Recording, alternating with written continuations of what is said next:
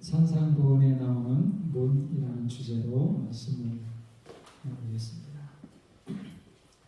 다 함께 읽어볼까요? 시작.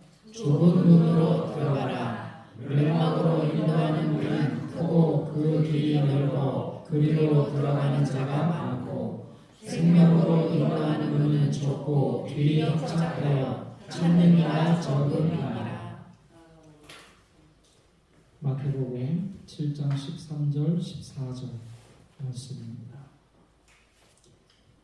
모든 사람들 앞에는 문이 있어요. 좁은 문과 넓은 문. 좁은 문으로 들어가면 좁은 길을 걷게 되고 생명에 이르게 되고, 넓은 문으로 들어가면 넓은 길 걷게 되고 멸망에 이르게 됩니다. 세트예요. 넓은 문으로 들어갔는데 좁은 길 가게 되고 또 생명에 이르는 경우는 없어요. 또 좁은 문으로 들어가서 좁은 길 걸었는데 멸망으로 가는 경우도 없습니다. 세트입니다. 좁은 문으로 들어가라. 예수님 말씀 주셨어요. 여러분, 이 중에 우리가 결정해서 선택해서 길을 가게 되는데 끝은 너무나 분명한 차이가 있어. 영원을 두고 생명을 누리는 길과 또 멸망에 이르는 길이 있는 것입니다. 그런데 뭐가 이렇게 결정을 할까요? 어떤 게 좁은 문으로 들어가고 넓은 문으로 들어가도록 결정적인 역할을 하는 게 뭘까요? 세 글자인데 정로에 산상보원에 있습니다. 황금유리. 황금유리 결정합니다. 빨간 글씨 다 함께 읽어볼까요? 시작. 그러므로 무엇이든지 남에게 대접을 받고자 하는 대로 너희도 남을 대접하라. 마태복음 7장 12절이에요. 그 다음에 바로 이어지는 말씀이 13절에 좁은 문으로 들어가라. 그러니까 이 위치가 예수님은 연속 말씀하신 옆에 있습니다. 황금률과 좁은 문으로 들어가는 것은 위치상 너무나 밀접하게 있다는 것을 주목해야 돼요. 관련이 있다는 겁니다. 정로의 계단에 산상보원에 보면 황금률대로 실천하는 사람은 좁은 길 가는 거고, 황금률 실천하지 않으면 넓은 길 가는 겁니다. 황금률입니다. 자, 이제 내용을 보겠습니다. 무엇이든지 남에게 대접을 받고자 하는 대로 너희도 남을 대접하라. 이거 어디서 본 말씀 같지 않아요? 비슷한 말씀이 있죠. 그게 뭐예요? 내 이웃을 내 몸과 같이 사랑하라. 이 십계명의 절반을 요약한 말씀이 사실은 황금률이에요. 그러니 하나님을 사랑하고 이웃을 사랑하는 사람들이 좁은 문 들어가고 좁은 길 걷다가 생명에 이르는 것입니다. 하나님을 사랑하고 이웃을 사랑하지 않고 자신을 사랑하는 사람들이 넓은 문으로 들어가서 넓은 길 걷다가 멸망에 이르게 되는 것입니다. 황금률이 있어요.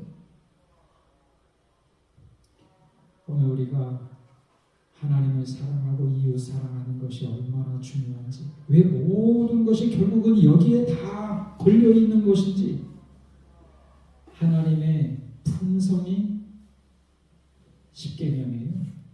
하나님의 통치의 원칙이 십계명이에요. 하나님의 심판의 근간이 십계명이에요. 이웃사랑, 지극히 작은 자를 얼마나 사랑했는지. 그러므로 하늘에 이르게 되면 모든 사람의 마음이 똑같다는 사실에 충격을 받을 거예요. 하늘나라 가면 환경 때문에 놀라겠죠. 예루살렘 성, 또 생명강이, 생명강 주변에 영원히 거할 우리의 숙소가 있고, 한강뷰가 비싼 아파트잖아요. 우리는 생명강 비율을 가진 그 우리의 영원한 거처를 보게 돼요. 환경이 놀랍죠? 더 놀라운 건 달력이 없어요. 하늘에 가면 영원한 세월. 그런데 정말 놀라운 것은 하늘에 이른 사람은 마음이 다 똑같아요. 마음이 다 똑같아요. 하나님을 사랑하고 서로를 먼저 사랑하는 사람만 있는 거예요. 저 사람이 나를 나쁘게 대하면 어떻게 할까? 나를 괴롭게 대하면 어떻게 할까? 걱정할 필요는 없어요. 자기보다 나를 더 사랑해 주는 사람만 하늘에 거하게 된 것입니다. 우리가 이것이 얼마나 소중한 문제인지를 알고 이 길을 가야 하는 것입니다. 그런데 함정이 있어요. 우리가 내 이웃을 내 몸과 같이 이웃 사랑하는데 함정이 있더라고요. 그게 뭔가 하면 나이 드니까 좀 보이게 되는 부분이에요. 무슨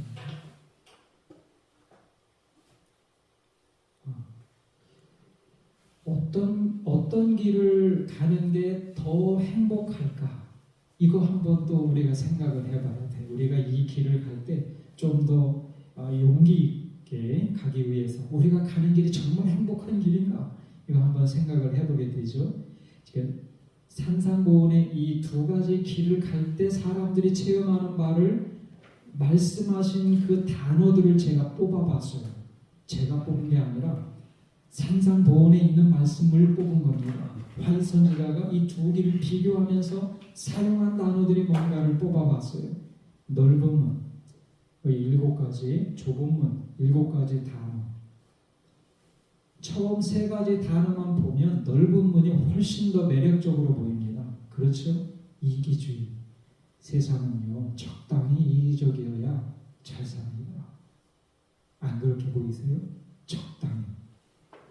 아마 하고 싶은 대로 다 해보는 거 좋겠죠? 좋아 보여요.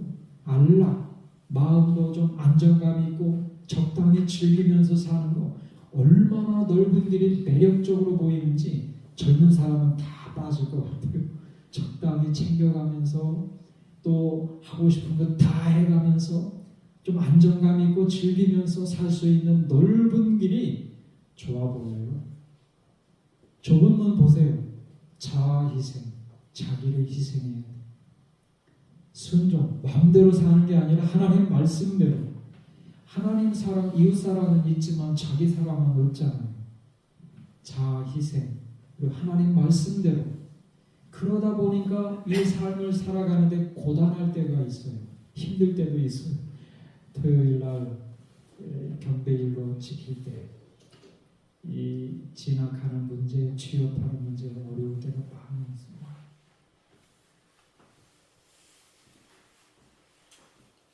모든 것들은 경험해본 사람들은 압니다. 힘들 때 많이 있어요. 말씀대로 살 때 힘들 때가 있어요.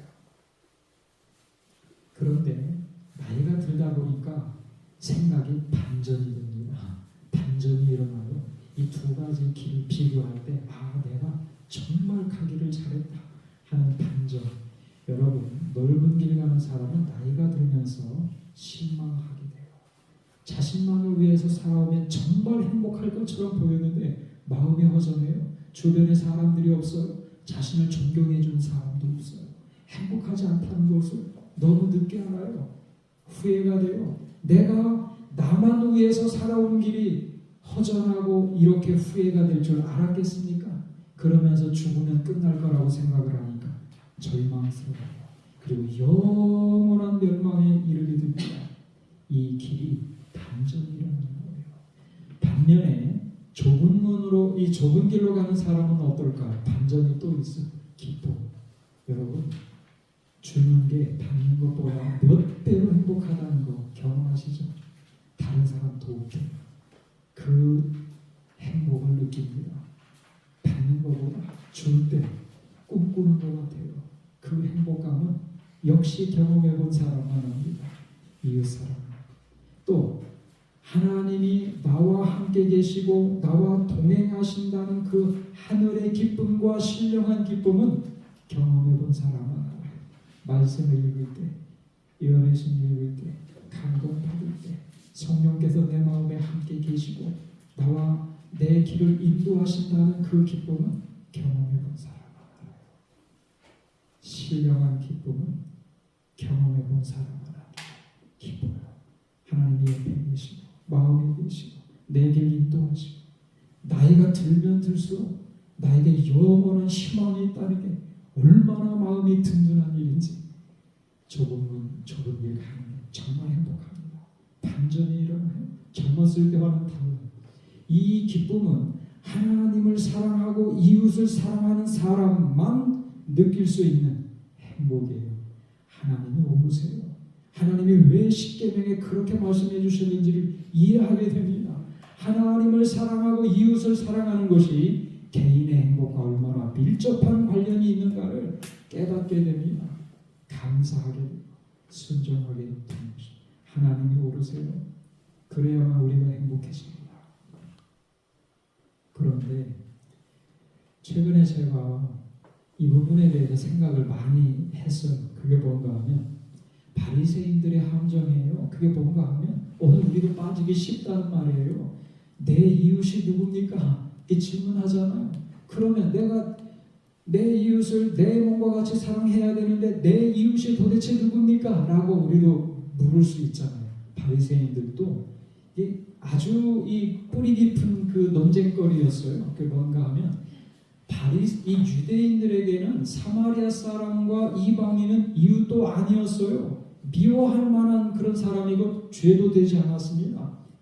그 사람들에게 문제는 똑같은 유대인들끼리도 어느 선까지 이웃으로 인정해야 될지가 논쟁이었어요.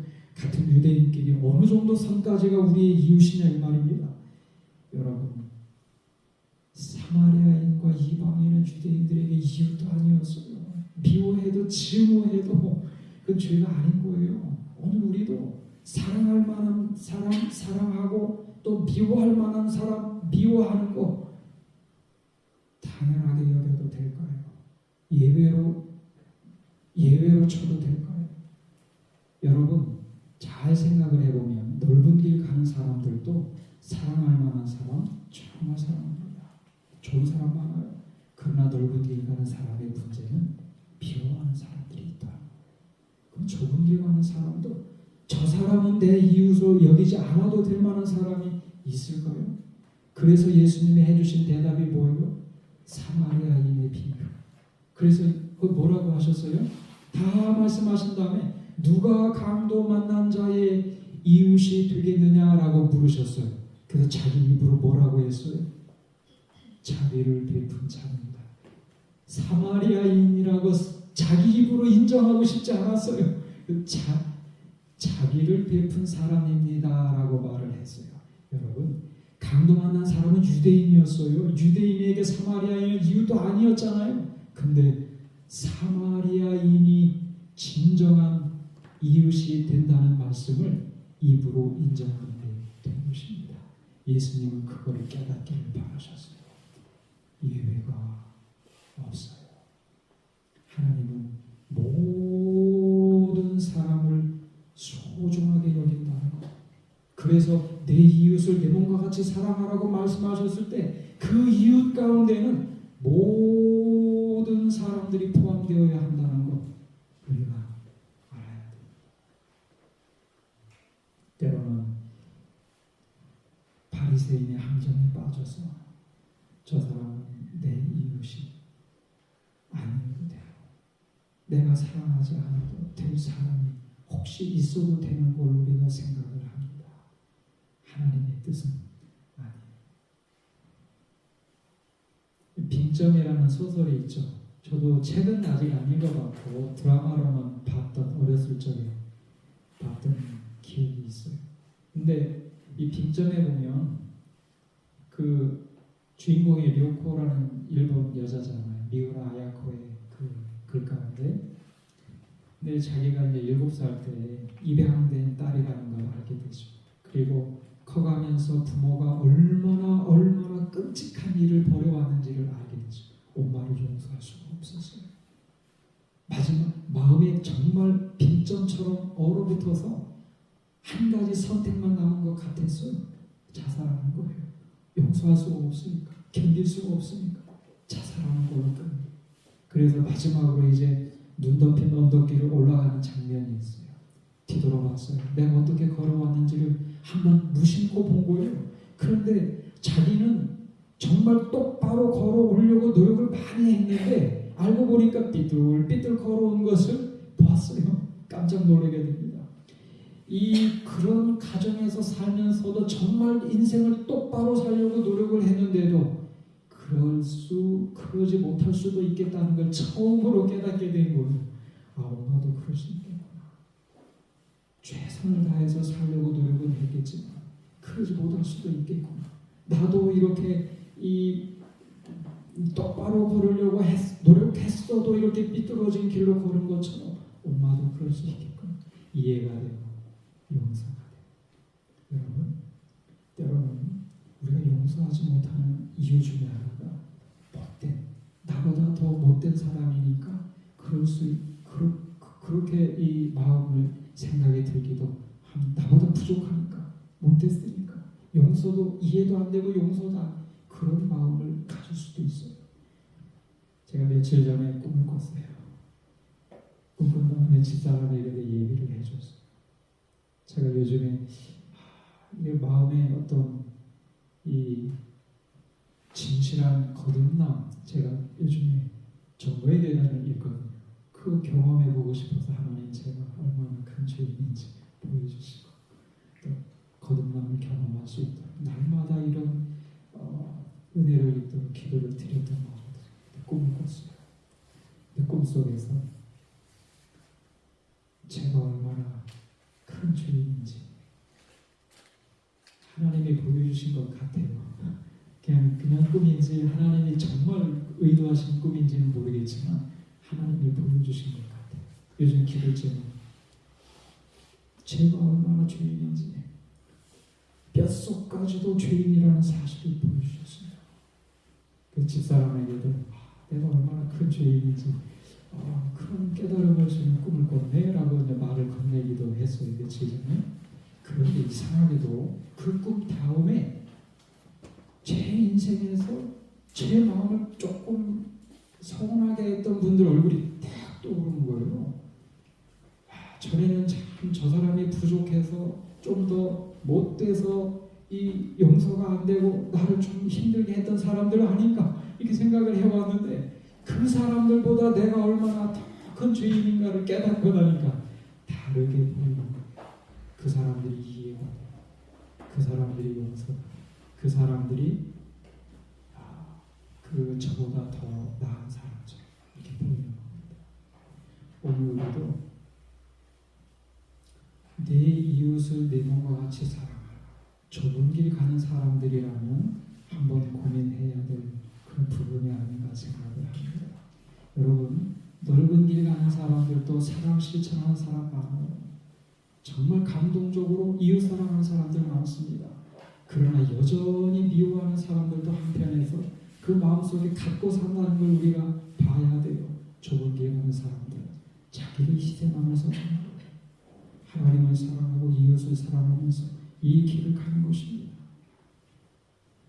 그래서 오늘 우리가 하나님은 모든 사람이 우리의 이웃이 된다는 것을 기억하시고 우리가 얼마나 큰 죄인인가도 생각을 하시고 우리의 모든 사람들을 진심으로 이해하고 또 때로는 용서하고 또 사랑할 수 있는 그래서 이 길을 끝까지 갈 수 있는 기쁘게 갈 수 있는 성도들이 되시기를 바랍니다. 약 5분 정도에 맞춰야 될 것 같아요. 빨간 글씨 함께 읽어볼까요? 시작. 구하라 그러면 너희에게 주실 것이요 찾으라 그러면 찾을 것이요 문을 두드리라 그러면 너희에게 열릴 것이니. 문을 두드리라 그랬어요.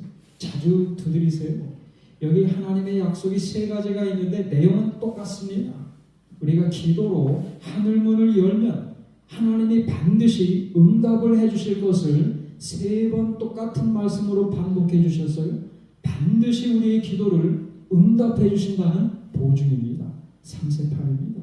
3번 말씀하셨어요. 반드시 들어주신다는 보증입니다. 또 한 가지 이어서 다른 말씀도 간단한 비유도 주셨죠. 아들이 배고파서 먹을 거 달라고 하면 누가 돌멩이 주고 누가 뱀을 줄 아버지가 있겠느냐? 인간 아버지도 그러지 않는데 하늘 아버지는 가장 좋은 것을 우리에게 주시겠다는 보증의 비유를 또 들어주셨어요. 2번.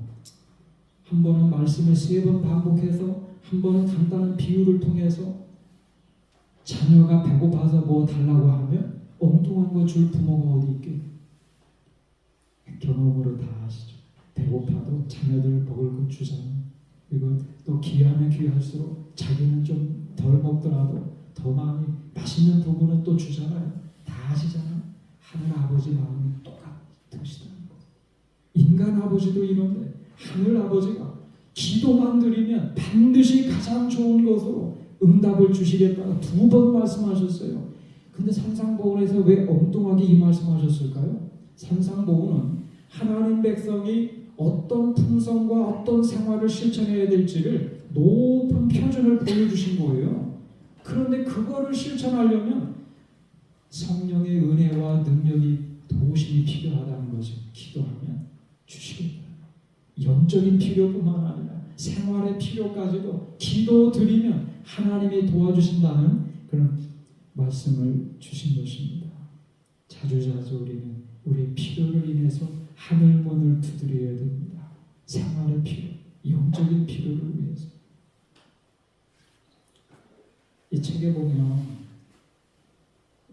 이분이 기도 응답을 받은 게 아니고 도와준, 기도 응답이 되도록 도움을 주는 그런 사례를 소개를 해요. 이분이 아프리카 요하네스버그 공항에 있을 때 다른 중국인 아줌마가 이분을 찾았어요. 찾았는데 그분 사정이 이런 거예요. 이 공항에서 자기가 어떤 다른 비행기를 타야 되는데 비행기를 놓친 것 같다고. 이 비행기 놓치면 직장을 잃어버리는데 큰일 났다고. 중국어로 이렇게 대화를 하고 도와줬습니다. 이 비행기 사실은 오늘 저녁 출발이 아니라 이 시간 잘 보시면 내일 아침 7시에 출발하는 비행기예요. 항공사 가서 내일 7시에 출발하는 비행기가 있다는 것을 확인해 줬어요. 그랬더니 그분 하는 말이 당신은 하늘에서 내려온 천사입니다. 비행기를 놓쳤구나 생각한 순간 속으로 얼마 전부터 믿기 시작한 하나님께 간절하게 기도했어요. 하나님 저를 한 번만 도와주세요. 도와줄 사람 보내주세요. 제발 부탁이에요. 몇 분 지나지 않아 내가 불쑥 나타났다는 것이다. 이분이 중국어 하시거든요. 정말 간절하게 이 직장을 잃을 수 있는, 비행기 놓치면 직장을 잃는데 그 순간 기도드렸는데 얼마 믿은 지 얼마 안 됐다고 그러잖아요. 갑자기 몇 분 후에 이분이 나타나서 도와줬어요. 기도 응답에 도움을 드린 거죠. 또 이분이 짐바브웨 아프리카에서 식량을 나눠주는 그 유엔 봉사활동을 하는데 하라레라는 곳에 가서 이제 회의를 할 때가 됐어요. 가는데 그날 아침에 이제 먼 그 하라레까지 차를 몰고 가는데 큰 나무 밑에서 70대 어떤 수녀님이 차를 세우는 겁니다. 하라레라고 쓴 편말을 들고 히치하이킹 하는 거예요. 태워달라는 거죠. 목적지 써놓고요. 태워줬어요. 원래 태워주면 안 되는 건데 낯선 사람 태워주는 건 유엔 봉사활동 하는 사람 규정 아니래요. 위험할 수도 있으니까. 근데 못 있는 사람들이 다 침묵을 지키고 동의해줬어요. 탔는데 그분이 감사하기보다는 당연한 듯이 타더라는 겁니다. 이런 말을 하셨어요. 하나님께 감사드립니다. 여러분은 저의 기도의 응답입니다. 일주일 전부터 하라레 가는 차편을 알아봤지만 찾을 수 없었습니다. 어젯밤에 수녀들이 모여 기도드렸습니다. 내일 아침 8시에 큰 나무 밑으로 차를 보내주셔야겠습니다. 그럴 줄 믿겠습니다. 이렇게 기도드렸다는 거예요. 입이 쩍 벌어졌다. 우리가 차를 세운 시간이 아침 8시였던 것이다. 8시까지 차 보내달라고 기도를 수녀들이 모여서 드렸는데 딱 8시에 하라레 가는 차 타게 된 것입니다. 거기 있는 사람들이 감동받았다고 이 책에 딱 써놨어요. 응답받는 기도의 제목, 하늘문을 여는 건 하나님 백성들의 특권이에요. 산상보훈 마지막 부분에서 이렇게 많이 하도록 격려해 주셨고 보증도 주셨습니다. 영적인 필요뿐만 아니라 생활의 필요를 위해서도 자주자주 기도를 드리셔서 하늘 문을 두드려야 합니다. 산상보훈에 두 가지 문이 있죠. 생명으로 인도하는 좁은 문, 이 문으로 들어가도록 격려해 주셨고, 기도로 하늘 문을 두드리도록 말씀해 주셨습니다. 그래서 우리가 좁은 길 가는 기쁨, 하나님의 응답을 경험하는 기쁨이 충만한 신앙생활을 하게 되시기를 바라면서 말씀을 주겠습니다.